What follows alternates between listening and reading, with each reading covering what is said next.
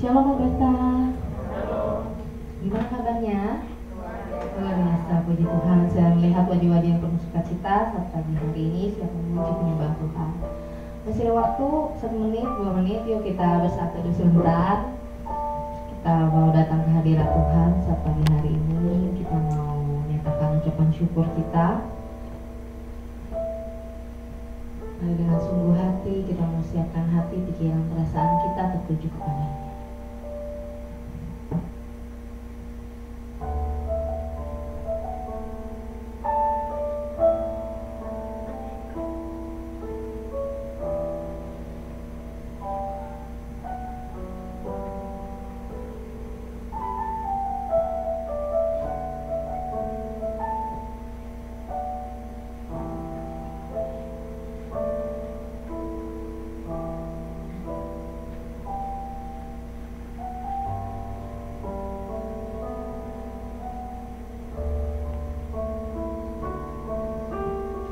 Sudah siap memuji Tuhan, kita mau naikkan pujian ini. Bapa, kami mau datang menyembah-Mu ya Tuhan, dan kami percaya Engkau ada di tengah pujian penyembahan.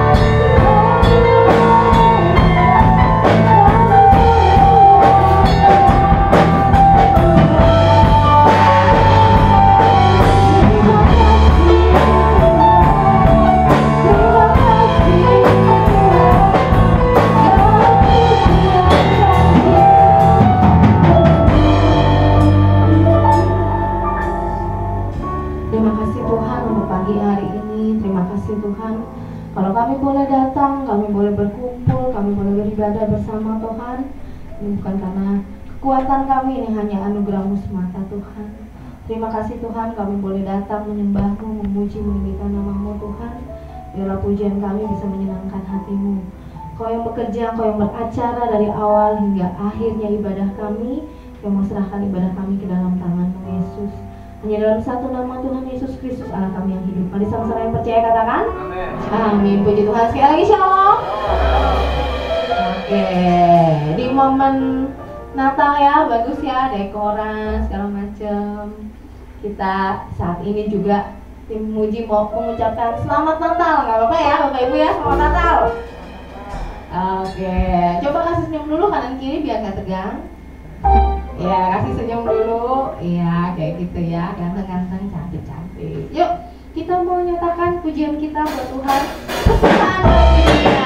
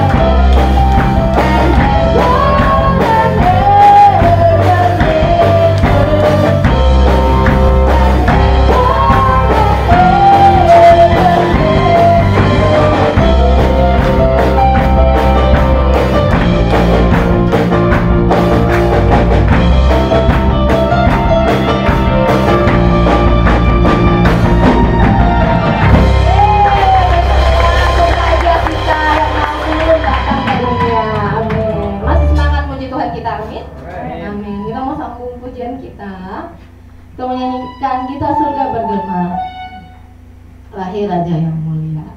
Yuk dengan penuh sukacita ya, sukacita yang sama, kita tepuk tangan, kita memuji menyembah Tuhan kita.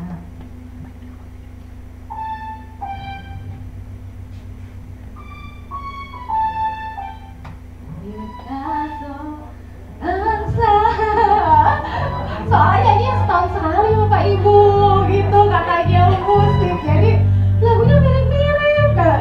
Jadi kita maklumi ya, kita Tetap semangat memuji Tuhan kita. Kita semangat.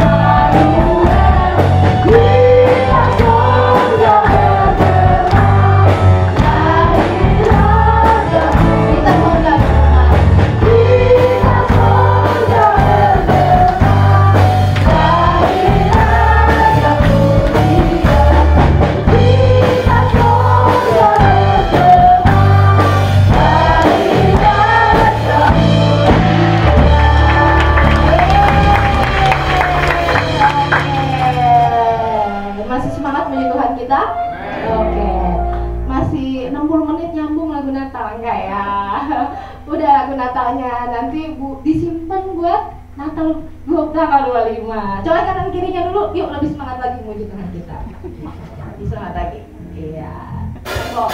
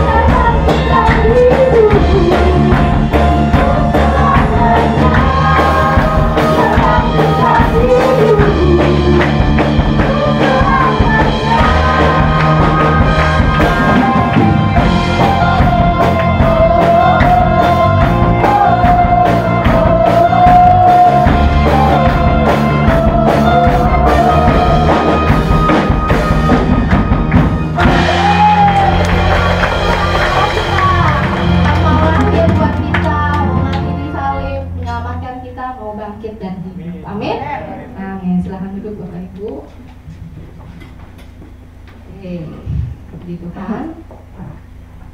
Sekarang tiba saatnya pagi hari ini kita mau mendengarkan firman Tuhan yang akan disampaikan oleh hambanya saat pagi hari ini.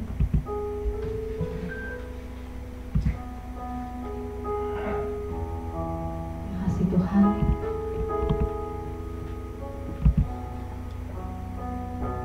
Kami tidak dapat melupakan segala kebaikan yang Tuhan berikan buat kami.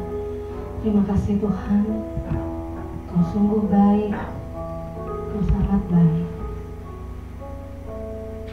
Mari yang sudah hafal dengan pujian ini kita mau naikkan dengan sikap berdoa,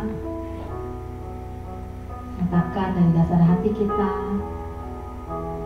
Terima kasih Tuhan karena Engkau bukan Tuhan yang melihat rupa, tapi Engkau melihat hati setiap kami Tuhan. Engkau tidak pandang orang kaya maupun orang miskin. Bahkan kabar sukacita disampaikan ke gembala-gembala yang terlihat kalangan miskin dan juga ke orang majus yang mungkin dari kalangan bangsawan. Sehingga Natal memang membuat semua orang, dan Tuhan tidak melihat rupa tapi Dia benar-benar melihat hati setiap kita yang datang tulus untuk menyembah Tuhan.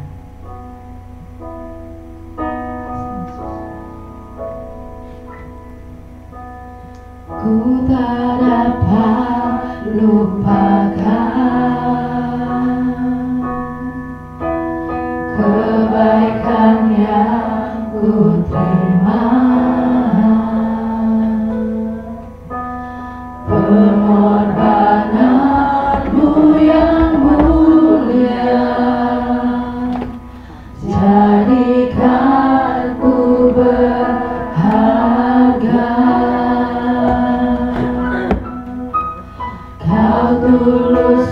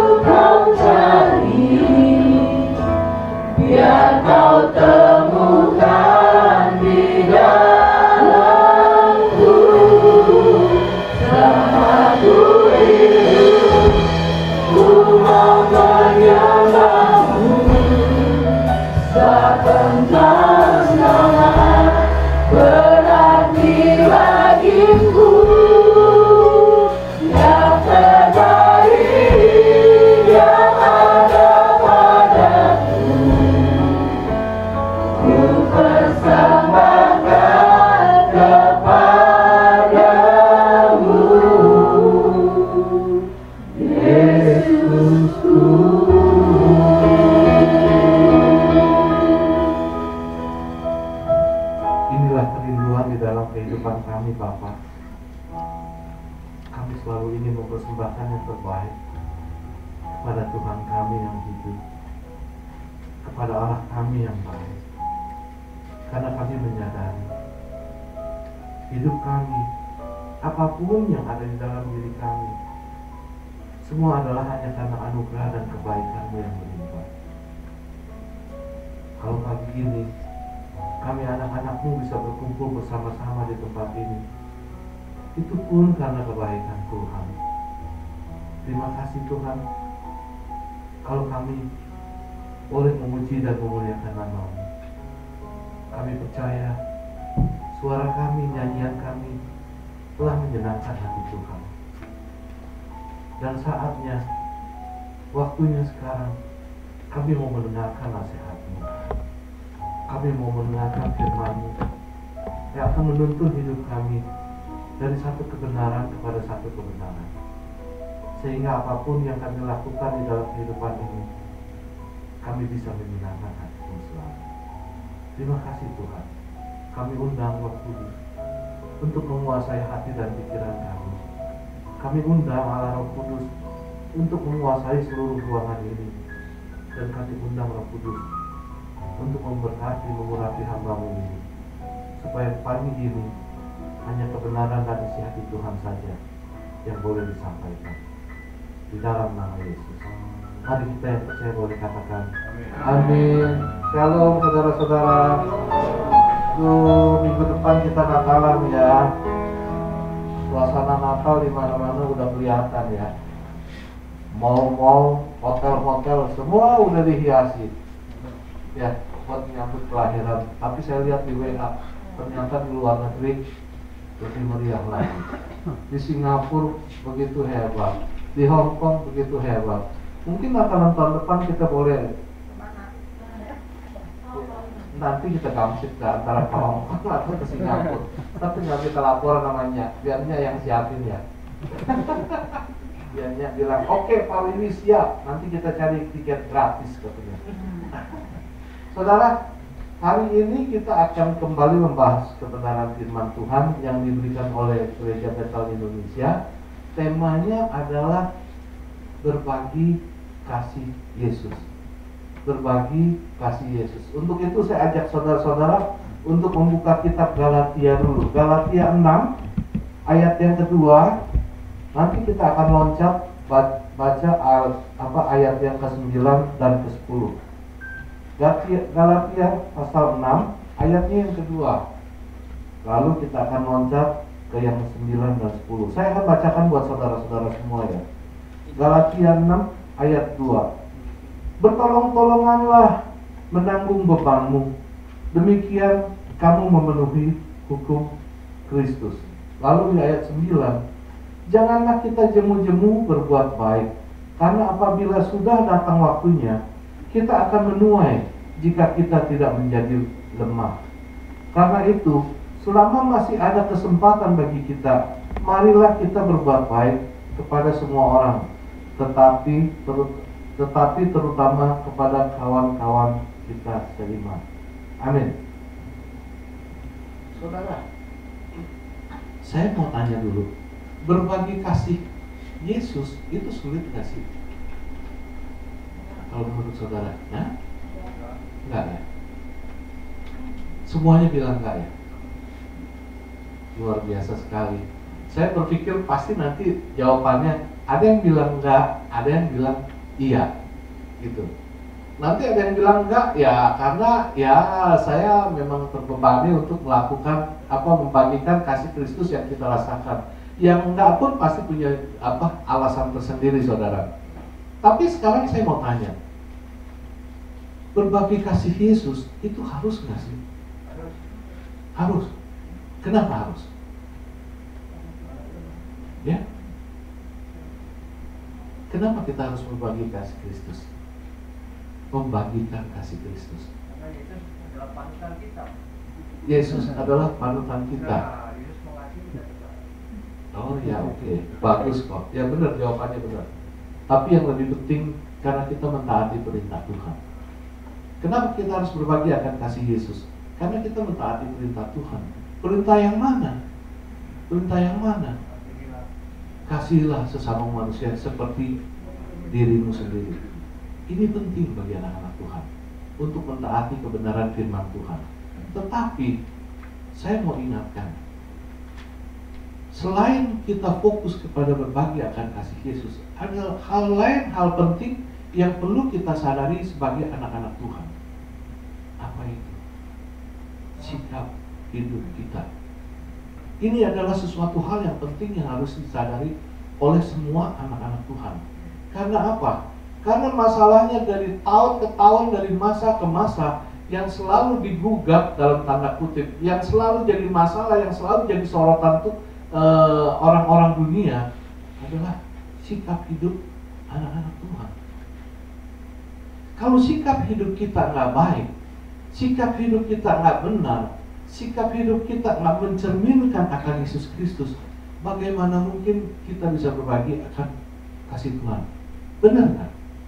Orang lihat kita udah sebel, orang lihat kita kayaknya orang Kristen, begitu lagi kelakuannya. Pasti udah tahu dah, yang lakukan nggak benar siapa? Orang Kristen. Yang kasar siapa? Orang Kristen.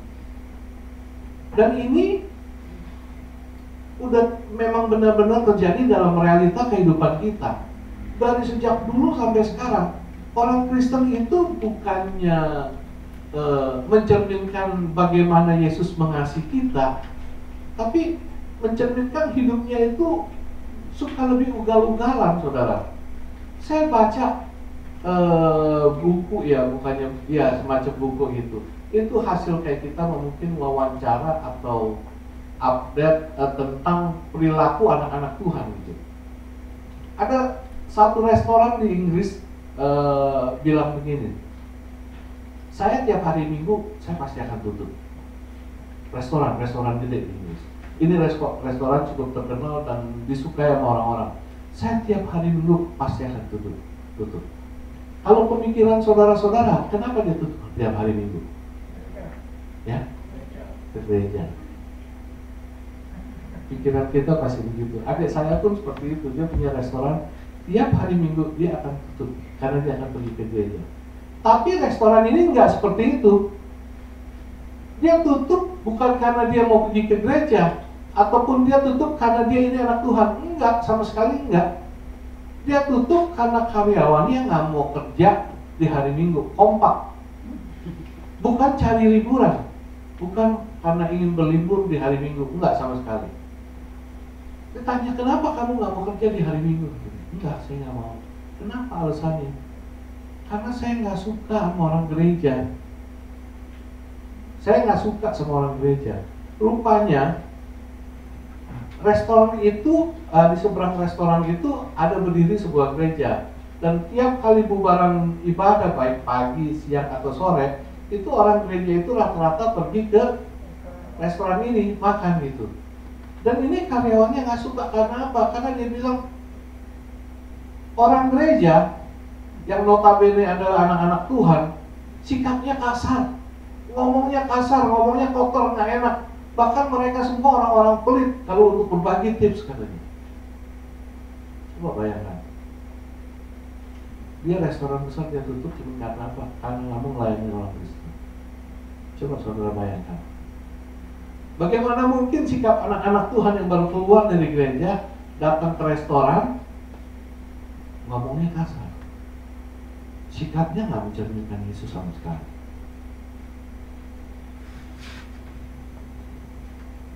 Harusnya kita malu sebagai anak-anak Tuhan. Saya baca satu lagi, saya ingat seorang yang biasa jual karcis konser. Dia bilang, sepanjang saya jual karcis konser, paling nggak enak kalau saya jual tiket konser itu.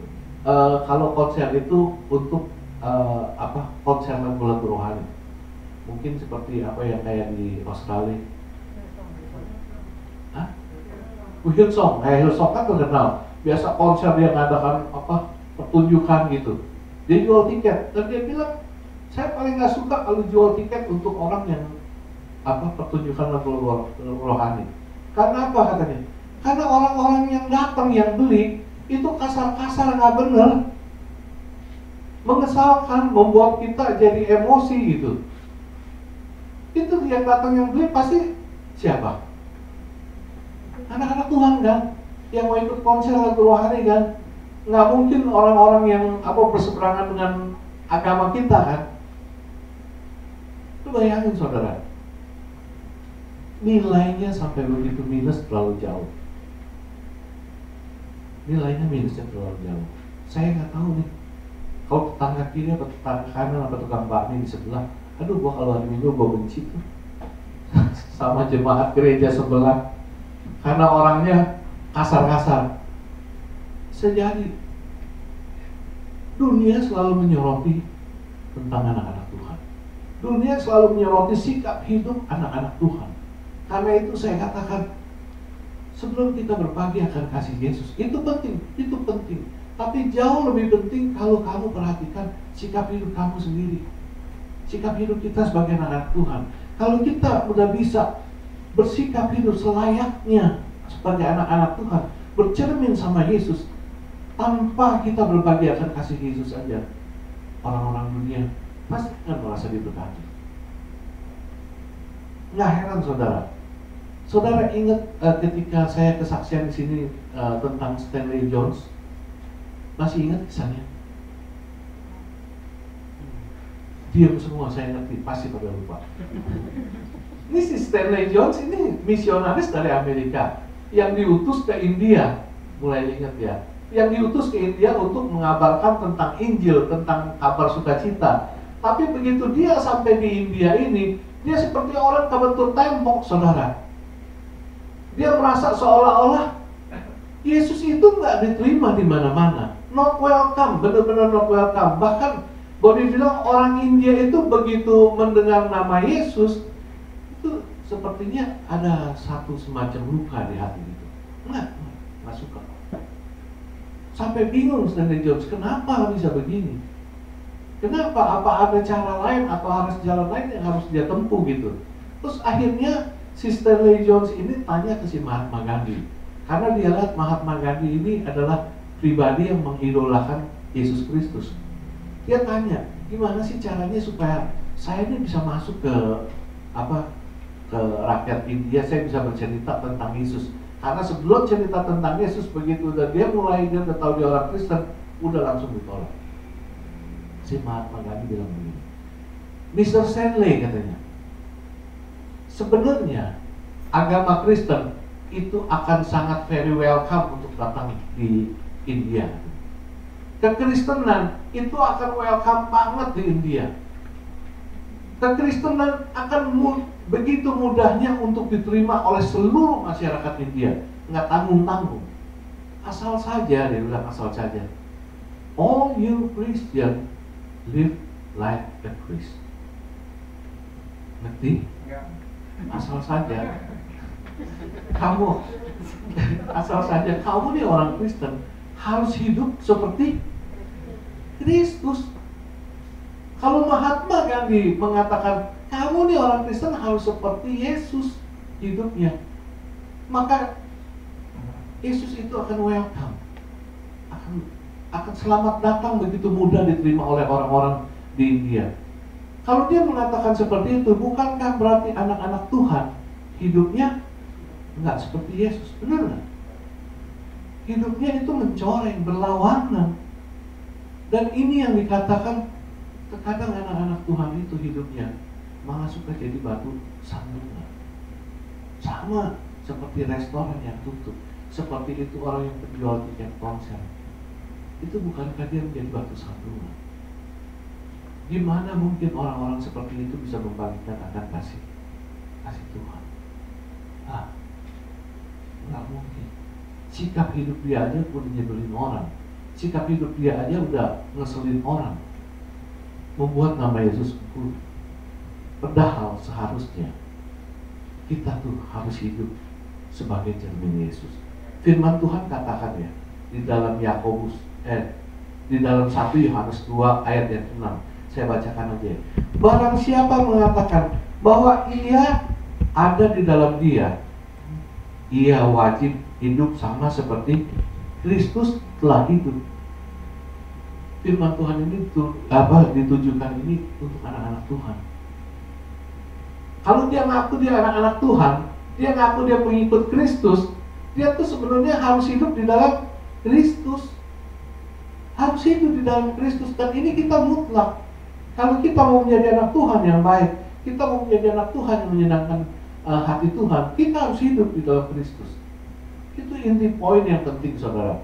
Sama kayak waktu saya bacakan nats pemimpin. Waktu di ayat 2 dikatakan, bertolong-tolonganlah menanggung bebanmu, demikianlah kamu memenuhi hukum Kristus. Ini nasihat Rasul Paulus kepada jemaat di Galatia. Nasihat ini mengingatkan kepada jemaat Galatia, kalau kamu hidup, kamu harus bertolong-tolongan, saling bantu, saling peduli, saling memperhatikan. Bukankah kalau kita harus dinasihatkan, kamu harus bertolong-tolongan, kamu harus saling peduli ya, kamu harus saling bantu. Bukankah ini nasihat yang menunjukkan bahwa kita itu harus hidup di dalam kasih itu sendiri?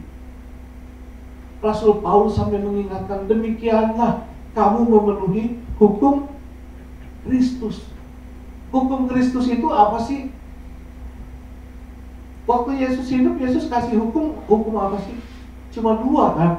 Satu, kasihilah Tuhan Allahmu dengan segenap hati, pikiran, dan kasihlah Tuhan Allahmu dengan segenap pikiran, perbuatanmu. Kasihlah Tuhan Allahmu dengan segenap hatimu, dengan segenap jiwamu, dan segenap perbuatanmu. Itu yang pertama. Yang kedua, kasihilah sesamamu manusia. Di sini Rasul Paulus katakan supaya kamu memenuhi hukum Kristus. Hukum Kristus yang dimaksudkan di sini adalah kasihilah sesama manusia seperti dirimu sendiri. Nah, kalau kita ditekankan untuk mengasihi sesama kita seperti diri sendiri, itu bukan hanya mengasihi kepada orang sesama kita itu mengasihi biasa aja, bukan. Tapi yang lebih ditekankan di sini, kamu harus mengasihi sesamamu seperti kita mengasihi diri kita sendiri. Saudara ngerti nggak maksudnya? Maksudnya kita bukan mengasihi sesama itu dengan asal-asalan, mengasihi sesama itu dengan sembarangan, supaya kita jangan mengasihi sesama kita semau-maunya aja ya, asal kelihatan kita mengasihi lah, asal kita kelihatan berbuat baik lah, asal kita kelihatan ya saling tolong lah. Bukan seperti kamu mengasihi diri kamu sendiri. Bagaimana kita mengasihi diri kita sendiri? Kita akan merawat tubuh kita kan, merawat diri kita dengan sebaik-baiknya kan? Supaya kita jangan sampai kelihatan ya begitu amat gitu. Enggak. Kita akan memberikan yang terbaik. Contoh yang simpel, yang gampang kan. Kalau saudara punya sendal, saudara punya sepatu udah jebol, udah bolong, udah jempolnya suka begini-begini keluar, terus udah telapak kakinya, solnya udah hilang, kita pakainya juga udah gak nyaman, kita pakainya udah sakit gitu karena pakai injak tanah langsung. Kira-kira kita akan buat apa? Iya, beli baru, bener. Karena kita mengasihi diri kita nggak mau dong lihat sampai seperti itu kaki kita sakit-sakitan, nggak nyaman. Kita nggak bisa beli merek yang paling bagus, yang terkenal. Yang penting kita bisa beli supaya sepatu sendal itu bisa nyaman di kaki. Itu mengasihi diri sendiri, itu merawat diri kita dengan sebaik-baiknya. Itu merawat diri kita dengan sebaik-baiknya. Nah, Tuhan ingin kita pun berlaku seperti ini kepada sesama kita. Menolong bukan sekedar menolong, membantu bukan sekedar membantu, memberi bukan sekedar memberi asal-asalan gitu. Enggak, Tuhan mau kita tuh lakukan yang terbaik. Saya ingat saudara, mungkin dari 10 tahun lebih kan, ini satu kejadian di keluarga besar gitu. Jadi waktu itu dari keluarga istri saya ngadain satu temu gitu sama saudara semua, ketemu rame-rame buat makan gitu. Saya lupa itu dalam acara apa, saya lupa. Cuman ketemu bersama-sama mau makan keluarga dan di situ komplit datang. Nah, waktu acara makan-makan itu Ada salah satu keponakan mungkin ya seperti sepupu dari istri saya bilang, ya udah nanti saya mau bawa buah-buahan, makan makanan untuk bikin koktail gitu, buah-buahan kaleng kan biasanya, ada yang leci lah, anggur lah, rambutan lah, hal seperti itu. Dan memang benar, waktu acara itu dia bawa banyak, berapa kaleng lah gitu. Nah, dibuka semua, dituangin, jadilah koktail, bagi-bagi buat makan-makan saudara. Saya lupa entah siapa duluan atau siapa iseng atau bagaimana, itu kaleng yang udah dibuka itu dilihat expired.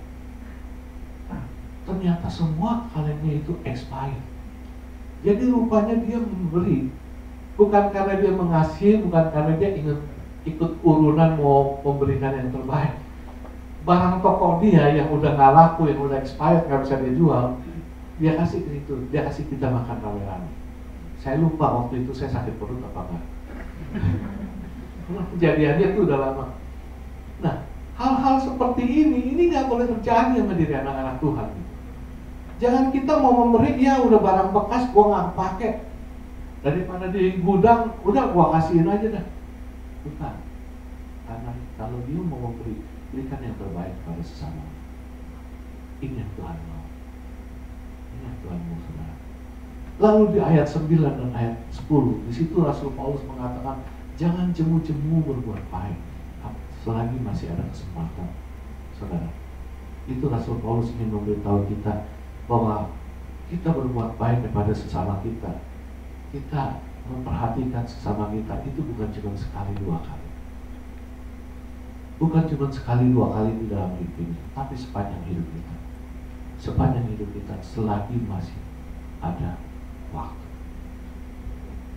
Selama kita masih bernapas, selama kita masih melakukan segala sesuatu. Saya kalau untuk kata-kata ini, saudara, untuk diri saya sendiri, saya berasa begitu. Karena waktu saya divonis, waktu itu harus cuci darah, saya syok banget. Yang saya pikirin pertama, Tuhan, kalau waktu saya udah dekat begini, apa yang udah saya buat buat Tuhan? Saya blank. Benar, saya blank.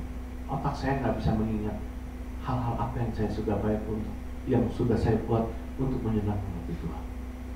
Karena itu di Rasul Paulus mengatakan seperti ini, selama masih ada waktu, layanilah Tuhan, buatlah yang terbaik buat Tuhan. Saya sadar manusia nggak ada yang tahu umur manusia siapa yang sampai duluan, kapan waktunya kita selesai. Mungkin Tuhan bilang kamu cukup umur sekian, mungkin kamu cukup umur sekian, kita nggak tahu. Tapi pergunakanlah. Saudara ingat nyanyian yang apa? Selama masih ada waktu. Ya. Hidup ini adalah kesempatan. Hidup ini adalah kesempatan. Hidup ini untuk melayani Tuhan. Jangan sia-siakan waktu yang Tuhan beri. Hidup ini harus jadi berkat. Oh Tuhan, pakailah hidupku selagi aku masih kuat. Bila ku tak berdaya lagi, hidup ini sudah jadi. Ini yang Tuhan mau. Ini yang Tuhan mau buat saudara dan saya, buat semua anak-anak. Jangan sia-siakan hidup ini. Kalau saudara udah gak bisa apa-apa di ranjang, udah lunglai gitu, entah stroke, entah apa, gimana mungkin kita bisa melayani Tuhan? Kita nih yang masih segar-segar, kita nih yang masih bisa berlaku banyak, layani Tuhan.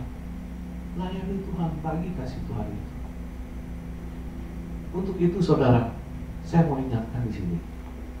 Pertama, kita lihat sikap hidup anak-anak Tuhan yang seringkali terpeleset. Bahkan sikap hidup anak-anak Tuhan yang suka menjadi batu sandungan. Sebelum kita sampai berbagi kasih Tuhan kepada sesama kita, saudara harus hidup di dalam kasih itu sendiri. Poin yang pertama, kunci yang pertama, dasar yang pertama, saudara itu sebagai anak-anak Tuhan harus hidup di dalam kasih Yesus itu sendiri. Kenapa? Karena ini adalah sesuatu hal yang penting. Kita sebagai anak-anak Tuhan, kalau kita nggak tenggelam dalam kasih itu, kalau kita nggak dituntun di dalam kasih itu, kalau kita nggak merefleksikan kasih itu di dalam kehidupan kita akan sulit untuk memuliakan Tuhan. Kita akan sulit untuk mentaati apa yang Tuhan inginkan. Dan untuk menilai atau untuk melihat apakah kita ini sudah benar-benar hidup di dalam kasih itu, kita harus bisa menilai diri kita sendiri. Kita harus bisa membuktikan sikap lewat sikap hidup kita itu sendiri, saudara. Karena kalau kita bicara, saya ini anak Tuhan, saya ini orang baik, saya ini mau percaya Yesus, saya ini mengasihi seperti Yesus, tetapi itu nggak ada di dalam diri saudara-saudara, itu sama aja mau. Kalau saudara nggak perlu bilang, saudara ini nggak perlu bilang, saya anak Tuhan, saya orang baik, saya mengasihi semua. Tapi saudara melakukan itu, menunjukkan itu di dalam kehidupan saudara, orang bisa menilai itu sendiri, saudara. Orang bisa menilai itu sendiri. Tahun 1860 sampai 1900-an ada seorang pemain biola. Ini pemain biola ini sangat hebat, sangat terkenal, tinggalnya di Jerman. Namanya Fritz Kreisler. Jadi suatu waktu dia diundang untuk pertunjukan di London. Dia pergi dong ke London. Sebelum dia sampai ke London, mungkin dia naik entah naik kereta atau dia mungkin dia naik kapal atau di mana. Dia sampai di stasiun tempat sambil menunggu kapalnya pergi ke sana. Dia iseng, dia jalan-jalan karena dilihat masih ada waktu. Dia iseng, dia jalan-jalan, dia masuk ke toko musik. Waktu sampai di toko musik, dia lihat alat-alat musik. Lalu dia ditemani nih sama pemilik toko musik. Waktu dia ditemani sambil ngobrol, pemilik toko musik bilang, kamu bawa apa? Oh ya, saya bawa biola. Boleh saya lihat biolanya? Mungkin dia mau nilai ini biolanya bagus apa enggak. Jadi dia kasih lihat biolanya itu. Waktu dia kasih lihat biolanya itu, si toko musik lihat begini, terus dia jalan ke belakang tokonya. Tiba-tiba dia menghilang. Dia menghilang, nggak lama lagi dia datang lagi. Tapi dia datang sama dua orang polisi. Dia datang sama dua orang polisi, dia bilang, ini anak muda ini mencuri biolanya si Fritz. Saya tahu biola ini milik si Fritz karena ada tanda pengenalnya, dan saya tahu benar. Jadi polisi itu nangkep si anak muda ini. Ayo ke kantor polisi. Si Fritz ini bilang, saya itu si Fritz, Pak. Saya itu pemain biola ini. Saya punya biola ini. Saya nggak bohong. Tetap nggak percaya polisi. Tetap kamu ikut ke kantor polisi. Sekalipun dia udah bela diri itu, tetap mau dibawa ke kantor polisi. Akhirnya si Fritz bilang begini, izinin saya 1 menit pinjam ini biola. Izinin saya pinjam ini biola. Jadi dia mulai main biolanya. Dia main biolanya 1 menit selesai. Polisi bilang, ya udah, ini biola milik kamu, pergi. Jadi dia tunjukkan kebenaran dia, jati diri dia sebenarnya dari apa yang dia lakukan. Nah, inilah yang harus jadi sikap hidup anak-anak Tuhan. Kita tunjukkan jati diri kita sebagai anak-anak Tuhan lewat perbuatan kita, sikap hidup kita kepada orang-orang di luar sana. Kalau kita bisa tunjukkan itu, nggak perlu kita teriak-teriak, tuh saya ini anak Tuhan. Nggak usah, orang-orang akan tahu. Itu anak-anak Tuhan. Orang-orang akan tahu, saudara. Tapi kalau sikap hidup kita nggak tunjukkan seperti itu, percuma. Percuma, benar-benar percuma. Dan ini yang banyak terjadi dalam diri anak-anak Tuhan, bahkan hamba-hamba Tuhan. saya ceritakan tentang Pastor Gary. Pastor Gary ini dia pastor muda yang tinggalnya di Michigan, Michigan ya, Amerika, kota Michigan. Jadi dia bersama dengan anak-anak muda gerejanya mau melakukan pelayanan ya cukup jauh, Montana ya atau apa sih, ke desa-desa di sana dah. Jadi dia sama anak-anak pemuda-pemudanya sama-sama naik van pergi ke Montana. Jadi waktu dia di tengah perjalanan, mobil yang dikendarai ini milik gereja ini mogok. Jadi waktu mobilnya mogok, dia harus betulin dulu itu mobil supaya mobil itu sampai benar bisa jalan. Nah ternyata di tempat itu ada montir yang bisa bantu dia. Tapi sekalipun montir bisa bantu dia harus beli spare partnya ke kota, mengambil spare part ke kota. Dan ini perlu waktu kurang lebih 2 hari lebih untuk spare part itu datang dan dipasang dan selesai gitu, bisa jalan lagi. Nah waktu itu dia teringat kalau di tempat dia mogok ini itu ada gereja yang satu denominasi dengan mereka, umpamanya GBI dengan GBI kan, atau GBDI dengan GBDI di sana, masih satu denominasi. Dia ingat dan dia tahu nomor telepon gereja itu. Jadi dia telepon ke gereja itu, dia ngobrol sama gembalanya. Dia cuma bilang, Pak, Pastor, tolong bantu saya untuk bantu anak-anak muda ini. Ini anak-anak muda yang mau pelayanan ini, mobil kita mogok dan kita perlu tempat untuk tinggal. Nggak usah repot-repot nyediain kamar katanya, karena anak-anak muda ini semua bawa sleeping bed ya, yang biasa orang camping bisa untuk tidur gitu. Jadi asal ada lantai udah gitu. Tapi saudara tahu apa jawaban gereja sana? Dia bilang, maaf, kami nggak bisa bantu. Kamu cari aja motel buat anak-anak ini tidur. Maaf, nggak bisa bantu. Saudara, setelah ditolak oleh gereja itu, ini si Pastor Gary bingung gimana supaya anak-anak ini bisa ada tempat untuk bernaung. Beruntungnya di situ ada satu peternakan yang punya wanita udah setengah bayar lebih lah, wanita. Dan si wanita ini tahu mereka perlu tempat tinggal. Jadi wanita itu bilang, ya udah, you tinggal aja di sini. Saya sediain tempat di sini, tidur di sini. Bahkan bukan cuma itu, dia bilang saya akan layani kamu, kasih bikinin makanan pagi, siang, sore, semuanya dia urus. Nah, anak-anak ini juga diajak sama mereka, ya udah daripada nganggur tidur terus, mendingan kamu belajar naik kuda, belajar beternak ini seperti apa gitu. Jadi ini wanita benar-benar menolong, sehingga waktu 2 hari lebih itu yang harus ditunggu sama anak-anak muda ini, itu bisa berlalu dengan begitu cepat, sampai mobil mereka selesai dan mereka bisa pergi untuk melanjutkan misi mereka melayani di desa kecil itu, saudara. Saudara, saya sengaja ceritain ini cuma untuk mengingatkan. Kita boleh bilang kepada orang lain, saya mau melayani kamu. Saya ini hidup sebagai anak-anak Tuhan. Saya hidup sebagai hamba Tuhan. Saya hidup sebagai pelayan Tuhan. Tapi kalau kita sendiri nggak menghidupi tentang apa yang kita yakini, yang kita percaya, semua nol.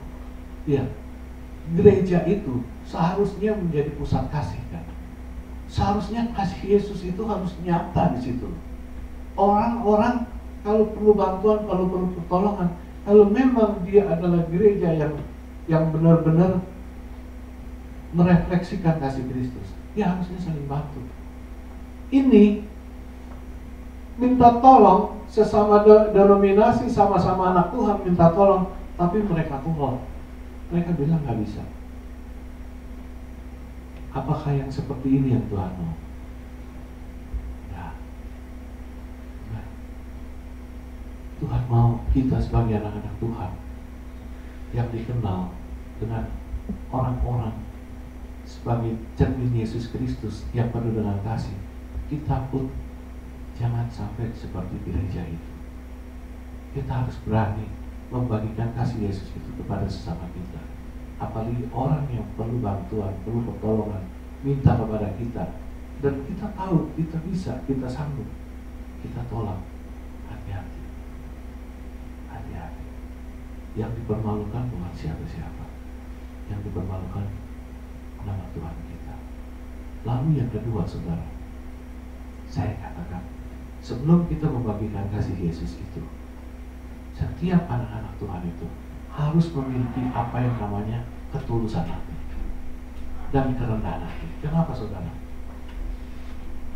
Ketulusan hati ini pegang peran penting bagi setiap pribadi. Kalau kita mau membagikan kasih Yesus, mau menolong sesama, membantu sesama, kita nggak punya ketulusan hati, maka terkadang hati ini suka belok. Terkadang yang sering kita ketemu itu, orang itu bantu orang karena ada maunya terkadang. Orang tolong orang karena suka ada udang di balik batu. Karena itu saya katakan, kalau kita mau membagikan kasih Yesus, itu harus murni keluar dari hati ini. Harus benar-benar keluar dari kasih Yesus ini yang membawa kita untuk memberikan pertolongan kepada sesama kita, bantuan kepada sesama kita. Kalau enggak, hati-hati. Itu nomor satu. Lalu nomor dua, kenapa kita perlu ketulusan hati di hati ini?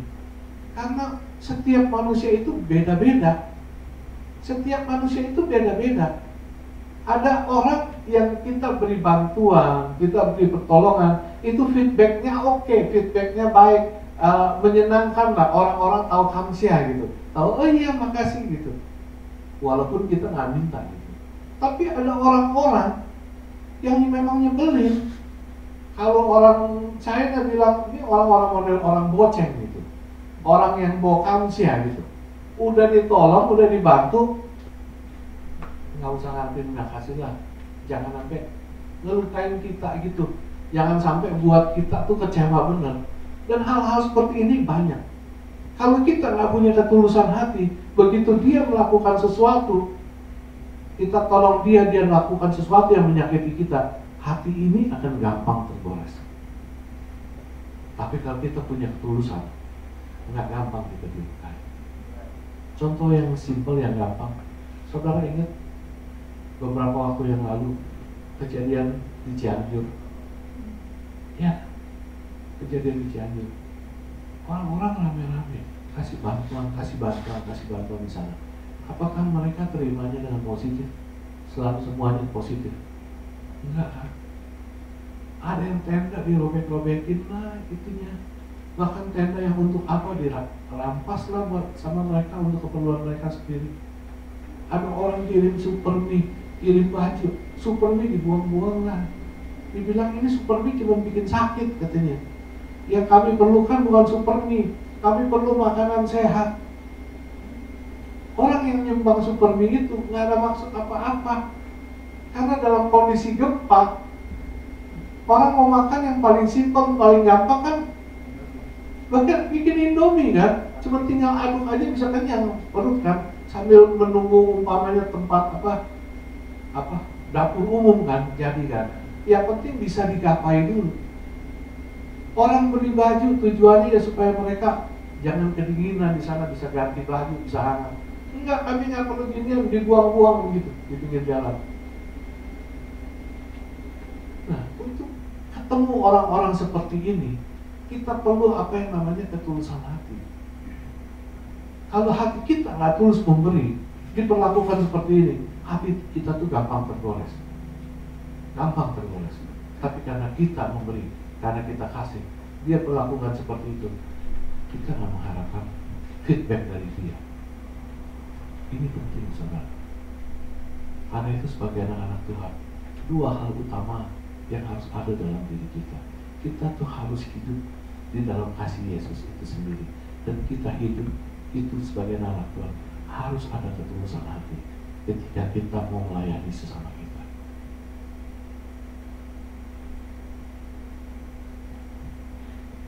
Perhatikan sikap hidup kita. Ini yang utama bagi diri anak-anak Tuhan. Karena kalau sikap hidup kita nggak mencerminkan Yesus, kita nggak bakal bisa apa yang namanya membagikan kasih Yesus kepada sesama kita. Amin. Tuhan memberkati. Yuk kita berdoa saudara-saudara.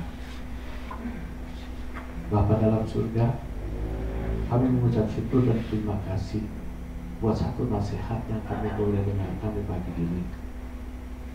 Tuhan ingin mengingatkan kepada kami, Tuhan itu mau kalau setiap anak-anak Tuhan selalu membagikan kasih Yesus kepada sesama kita. Tetapi Tuhan juga mau mengingatkan kepada kami semua bahwa kalau kami mau membagikan kasih Yesus kepada sesama itu, kami harus hidup di dalam Yesus Kristus. Kami sendiri semuanya harus hidup di dalam kasih itu. Dan kalau kami hidup di dalam kasih itu, maka itu akan nyata dalam sikap hidup kami sehari-hari. Tuhan mau supaya sikap hidup anak-anak Tuhan jangan mengecewakan, jangan menjadi seperti orang dunia, bahkan lebih fatal daripada orang dunia. Sehingga orang dunia melihat bagaimana sikap itu anak-anak Tuhan, aduh, sungguh memalukan, sungguh menjijikan, dan ini sangat melukai hati Bapa. Terima kasih Bapa, kalau pagi ini kami diingatkan untuk menjaga sikap hidup kami. Kami diingatkan untuk memenuhi kasih Yesus atas kehidupan kami. Kami harus tenggelam dan kami harus berjalan di dalam kasih Yesus yang sempurna itu, supaya lewat apa yang ada dalam diri kami, nama Tuhan dipermuliakan. Terima kasih juga Tuhan, kalau Tuhan mengingatkan kami bahwa di dalam hati ini perlu apa yang namanya ketulusan dan kerendahan hati, supaya lewat ketulusan itu hidup kami tidak menjadi seperti orang munafik. Terima kasih Tuhan, biarlah kebenaran firman-Mu ini boleh tertanam dalam hati kami, dan Roh Kudus akan selalu mengingatkan sepanjang hidup ini. Di dalam nama Yesus, amin.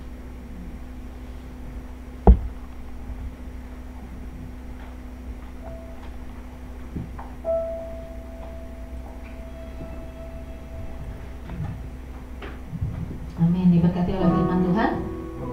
Amin. Biarlah kita menjadi orang-orang yang tulus hatinya, sehingga kita bisa mengasihi sesama kita. Saya atas nama Gembala dan seluruh jemaat mengucapkan terima kasih untuk pelayanan UWI. Tuhan Yesus memberkati. Kita akan memberikan persembahan pada Tuhan. Untuk yang bertugas saat pagi hari ini boleh maju ke depan.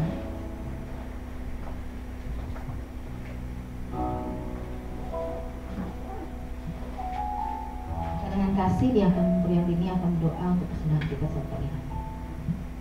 Mari kita bersatu dalam doa. Bapa di dalam kerajaan surga, puji syukur kami menaikkan kehadirat-Mu Tuhan. Terima kasih Bapa buat kehadiran-Mu.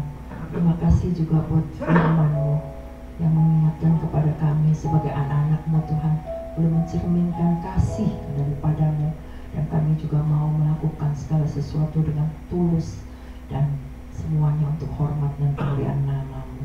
Terima kasih Bapa untuk Pak Wiwi, Tuhan berkati pelayanannya dimanapun Tuhan tempatkan, dia boleh menjadi berkat buat banyak orang, terutama juga untuk keluarga besarnya. Terima kasih Tuhan, kalau sebentar kami akan berikan persembahan. Tuhan ajar kami untuk memberi dengan hati yang tulus dan penuh sukacita. Biarlah setiap pemberian ini, persembahan ini Tuhan juga boleh berguna bagi hormat dan kemuliaan nama-Mu. Terima kasih Bapa, berkati kedua kolektan pagi ini dengan berkat yang khusus. Hanya di dalam nama Yesus kami berdoa dan ucap syukur. Haleluya. Amin. Amin. Nah, kita beri dengan tulus hati dan terus sukacita. Kecaplah dan lihat apa baiknya Tuhan. Tuhan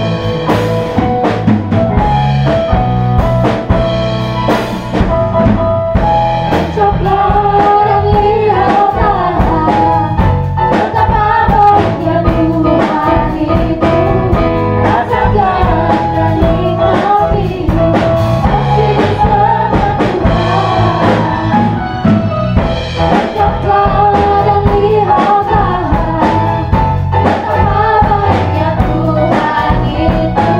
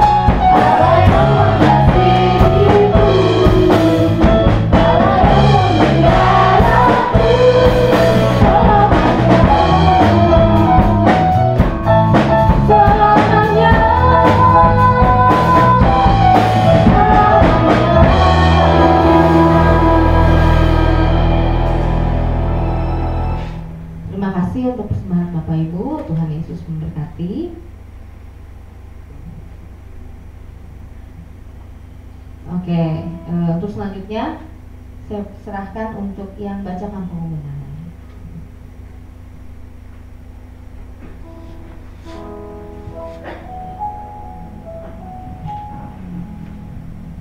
Shalom. Selamat pagi semuanya. Apakah di antara jemaat ada yang baru pertama kali hadir pada pagi ini? Di sebelah Ibu Lia ada yang baru pertama kali. Ya, selamat datang. Apabila saudara belum mempunyai tempat ibadah yang tetap, kami mengundang untuk hadir lagi di minggu depan. Ya. Keluarga besar GB Agerta mengucapkan terima kasih kepada PDM Wiwi Karta Ildia yang telah menyampaikan firman Tuhan dalam kebaktian umum pagi ini. Tuhan Yesus memberkati keluarga dan pelayanan Bapak. Terima kasih juga kepada seluruh tim pelayanan yang telah setia bertugas pada hari ini. Tuhan Yesus memberkati dengan bonus yang khusus. Natal Sekolah Minggu atau Agerta Kids diadakan pada hari Minggu 18 Desember 2022 yang diadakan di Eureka Farm pada hari ini tepat ya. Mungkin yang sudah dikoordinir anak-anak sekolah minggu akan Natalan pada hari ini. Kebaktian Natal Umum Minggu 25 Desember 2022 pukul 16, artinya pukul 4 sore di minggu depan. Firman Tuhan akan disampaikan oleh Pendeta Purim Marbut serta kesaksian oleh Ibu Lilis Faria. Jemaat bisa mengikuti kegiatan-kegiatan gereja kita GB Agerta melalui warta digital yang dikirimkan di WA Group GBI Agerta. Terutama juga untuk para pelayan bisa lebih memperhatikan jadwal tugasnya. Untuk dana Natal tahun 2022 dan awal tahun 2023, terima kasih untuk persembahan saudara-saudara kita. Jumlah total untuk dana Natal tahun 2022 dan awal tahun 2023 telah berkumpul sejumlah 22.141.000. Yang diperkirakan dana yang dibutuhkan adalah 15 juta. Tepuk tangan untuk Tuhan Yesus, sudah mencukupi ya. Tapi dana ini yang lebihnya akan berlanjut terus untuk tahun depannya lagi. Keluarga besar GB Agerta mengucapkan terima kasih kepada Bapak Randy dan Ibu Ellen atas persembahan 3 losin donat Jeko untuk Natal aktivis. Kepada Ibu Inge atas 35 box nasi hijau untuk Natal WBI. Jemaat juga tetap dapat mempersembahkan dana Natal melalui rekening gereja dan QRIS PCA atau amplop persembahan yang telah disediakan. Rangkaian Natal tahun 2022 dan kebaktian awal tahun 2023. Natal yang telah diselenggarakan yaitu pada Rabu 7 Desember 2022 pukul 18.30 Natal Aktivis Agerta. Pembicaranya adalah Pendeta Andri Motolalu, kemudian doa pengurapan Pendeta Cindy Motolalu. Pada hari Selasa 13 Desember yang lalu pukul 10 pagi Natal Kaum Wanita Agerta juga telah diselenggarakan. Pembicara adalah Pendeta Liana Marbun dan Sabtu kemarin tanggal 17 Desember pukul 18 Natal Agerta Youth Team juga telah diselenggarakan dengan pembicara Pendeta Asaf Immanuel. Dan dilanjutkan pada Minggu 18 Desember hari ini adalah Natal Agerta Kids. Kemudian minggu depan, Minggu 25 Desember 2022 pukul 16, pukul 4 sore diingatkan kembali Mata Umum GBI Aderta dengan pembicara Pendeta Puri Marbur dan kesaksian Ibu Lilis Varia. Minggu yang akan datang 2 minggu kemudian, Minggu 1 Januari 2023 pukul 10 pagi. Diingatkan sekali lagi, pukul 10 pagi. Jadi bukan seperti biasa pukul 8. Mungkin malam OMU-nya ada yang begadang. Jadi pukul 10 pagi kita akan kebaktian awal tahun GBI Aderta yang disertai dengan perjamuan kudus. Pembicaranya adalah Ibu Gembala kita, Pendeta Magdalena Gianti Chandra. Keluarga besar GBI Aderta mengucapkan selamat ulang tahun kepada Saudara Henok Arfian Devano Sugiarto. Sekalian boleh berdiri, Saudara Arfian. Selamat ulang tahun, Tuhan Yesus memberkati. Kemudian Saudari Desi Yanti Siagian tidak hadir ya. Ada. Mana nih? Oh, nggak kelihatan. Maaf. Coba Saudari Desi, ya selamat ulang. Langsung diprotes, tidak hadir. Ada ternyata orangnya.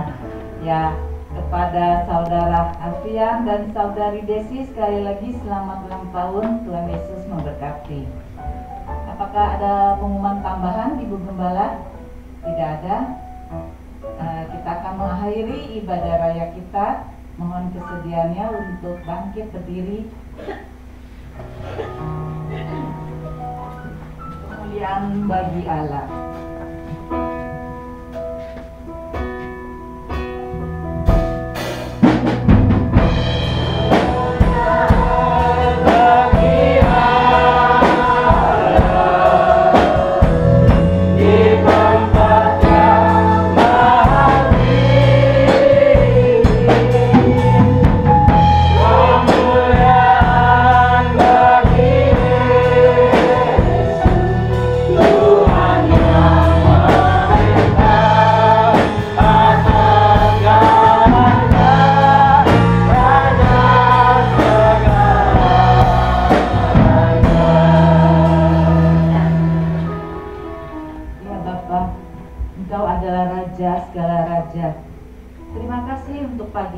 Tuhan, kami percaya Engkau telah hadir di kebaktian umum kami ya Tuhan. Engkau telah memberkati dari awal kebaktian, pertengahan dan sampai saat ini Tuhan. Engkau hadir untuk kami semua. Terima kasih sekali lagi ya Bapa. Biarlah kasih-Mu nyata dalam hidup kami ya Tuhan.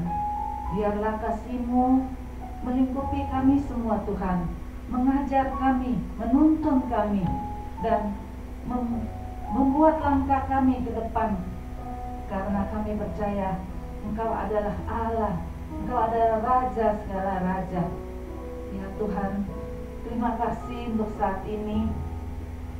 Biarlah kami juga dapat mengekspresikan bahwa kami tulus untuk menolong sesama kami, memiliki kerendahan hati ya Tuhan, bahwa kami ingin berbagi kepada saudara-saudara kami, terutama saudara-saudari kami yang seiman. Terima kasih ya Tuhan. Kiranya Engkau memberkati PDM Wiwikarta ini ya Tuhan. Dimanapun Engkau utus ya Tuhan, hanya nama-Mu yang dipermuliakan. Engkau tambah-tambahkan hikmat yang daripada-Mu. Biarlah hamba-Mu ini berbicara hanya untuk menjadi kepanjangan dari firman-Mu ya Tuhan. Terima kasih ya Bapa. Ya Bapa, kami serahkan juga Ibu Gembala kami ya Tuhan. Kami percaya beliau yang telah memimpin domba-domba di Aderta Tuhan, Engkau yang memberikan hikmat marifat yang daripada-Mu. Engkau memberkati beliau, memberikan kesehatan, memberikan damai sukacita untuk beliau. Sekali lagi ya Bapa, kami serahkan Ibu Gembala dan keluarga besar ke dalam tangan-Mu. Tuhan, kami juga berdoa untuk seluruh jemaat-Mu, seluruh umat-Mu, baik yang hadir ataupun yang tidak hadir pada pagi ini. Mungkin kami ada yang lemah, lesu, atau sakit ya Tuhan. Hanya kekuatan yang daripada-Mu ya Tuhan. karena kami percaya oleh biru-biru darah-Mu, darah Tuhan Yesus, kami telah sembuh, kami telah pulih, kami telah diberkati oleh Engkau. Sekali lagi ya Bapa, terima kasih ya Tuhan. Kami juga berdoa untuk saudara dan saudari kami yang berulang tahun pada minggu yang akan datang, saudara Alfian dan saudari Desi ya Tuhan. Biarlah masa depan mereka Engkau yang memberkati. Apa yang menjadi kerinduan mereka, cita-cita mereka, Engkau juga yang memberkati. Ya Bapa, kami juga berdoa untuk rangkaian acara Natal ya Tuhan. Terima kasih juga untuk Natal yang telah diselenggarakan, baik untuk Natal aktivis, WBI, dan